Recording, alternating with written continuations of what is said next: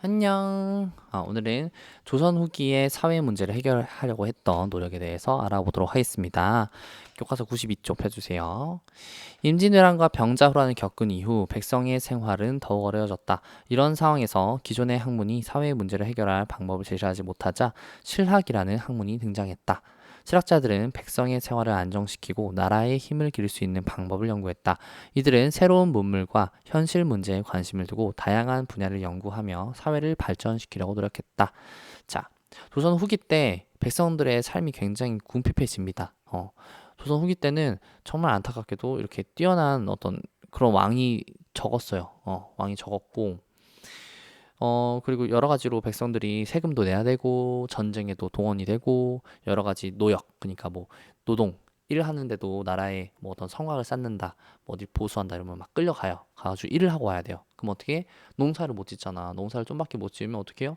세금 낼 돈이 없잖아. 쌀이 없잖아요. 세금을 낼 쌀이 없으니까 본인들이 먹는 것도 아껴가면서 막 이랬단 말이야. 그러니까 어려운 형편들이 이렇게 팽배해져 있는 분위기 속에서 이제 새로운 학문이 대두되는데 그게 바로 실학이라는 거예요. 원래 조선시대 때 유행했던 학문은 성리학이라는 이념인데요. 그 성리학은 사실상 백성들이 먹고 사는 문제에 크게 관련이 없었어요.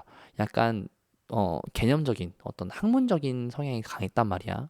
그러다 보니까 이제 당장 먹고 살기가 힘들어지는 분위기가 되니까 실학이 강조가 되는 겁니다. 자, 그래서 이 실학자들의 주장은 뭐냐?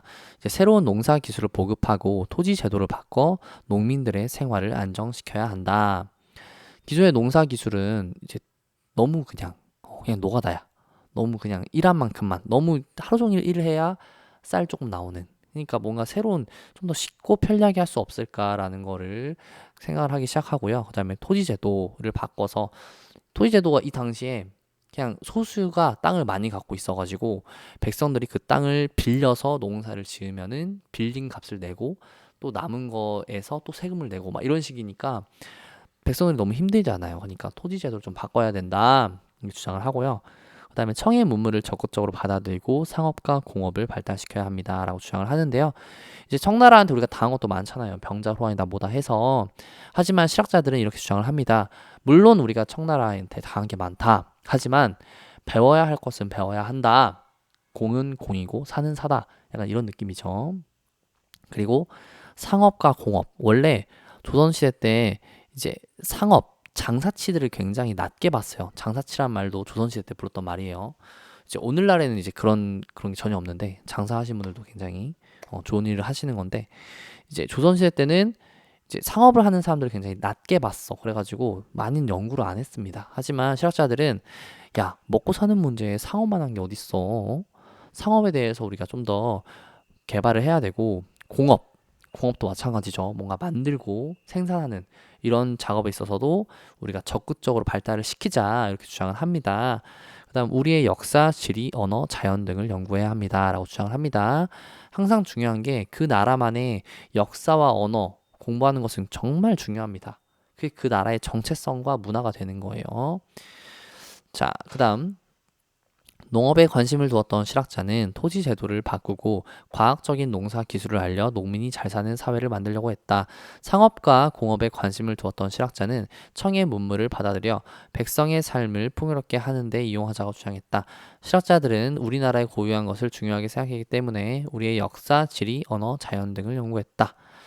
자, 대동여 지도는 얼마나 정확했을까? 대동여 지도는 조선시대 때 만들어진 우리나라 전도이다.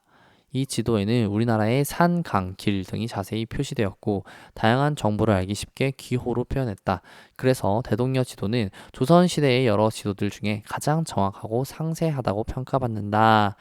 이제 김종호라는 사람이 조선시대 때 이 지도를 만들었는데요. 굉장히 정확했다고 해요.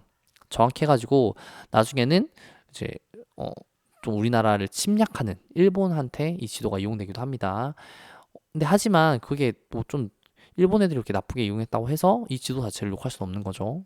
굉장히 정교하고 상세하게 우리나라의 발달을 위해서, 발전을 위해서 만든 지도이기 때문에 굉장히 정확합니다. 지금 오늘날의 지도랑 봐도 뭐 거의 별반 차이가 없어요. 이 정도로 정확하게 그렸다는 거. 자, 그 다음에 정약용. 정약용이 조선시대 후기에 대표적인 실학자인데요. 이 사람이 어떻게 주장을 했는지 한번 보도록 하겠습니다. 자, 정약용은 오랜 유배 생활 중에도 연구를 계속해 책을 많이 남겼다. 그는 기술, 경제, 정치, 농업 등 다양한 분야에서 실제 생활에 도움이 되는 지식과 방법을 찾고자 연구했다. 정약용의 3대 저서가 있습니다. 목민심서라는 책 그 중에 하나인데요. 자, 목민심서에서 어떻게 주장을 했냐? 수령이 백성을 위해 있는 것이지 백성이 수령을 위해 있는 것은 아니다. 오늘날의 어떤 정치 이념과 굉장히 딱 맞아 떨어지죠. 오늘날 백성을 다스리는 사람들은 오직 걷어들이는 데에만 급급하고 백성을 길을 바는 알지 못한다. 이 때문에 백성은 여위고 시달리며 병까지 들어. 이 당시에 지배층을 굉장히 비판하고 있죠. 비판하고 있습니다. 그래서 오늘날 목민심서는 국립중앙박물관에 잘 보존이 되어 있고요. 어쨌든 지방의 관리가 좀 이렇게 해야 된다. 한마디로 이겁니다. 똑바로 잘 해라. 백성을 위해서 똑바로 잘 하자. 이런 책입니다. 그래서 자, 오늘은 이렇게 조선 후기에 사회 문제를 해결하려고 했던 노력에 대해서 알아봤는데요. 사실상 거의 이제 실학자들의 주장과 실학에 대해서 얘기가 나왔습니다. 그죠? 실학을 한마디로 정리하자면 실용적인 학문이라고 볼 수가 있습니다. 이 실용적인 학문이 주장이 된 이유는 이 당시에 백성들의 삶이 궁핍하고 어려웠기 때문에 주장이 된 것이다. 우리가 이렇게 볼 수 있겠고요.